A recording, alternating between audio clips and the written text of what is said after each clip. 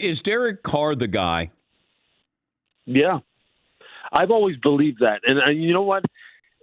The debate with him or surrounding him for his entire career has always been something that's kind of puzzled me a little bit. And I know, and this started even before he even got to Oakland.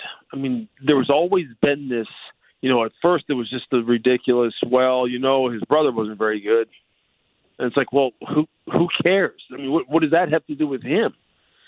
And then it was, since he struggled with some situations as far as throwing the football against pressure at Fresno, he's going to struggle with it in the NFL. I was like, but see, some of those things followed him when he went to the pros. Mm-hmm. But if you look at his career objectively and look at how he stacks up against some of the best throwers in the NFL in critical situations, whether it be fourth quarter comebacks, third down completion percentage,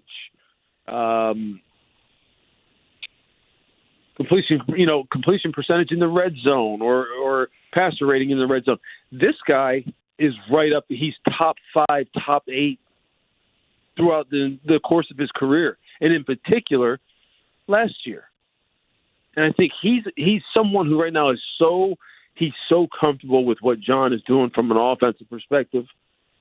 He knows everything about that offense to the point where it's like they both will tell you he could probably teach it as well as John can teach it.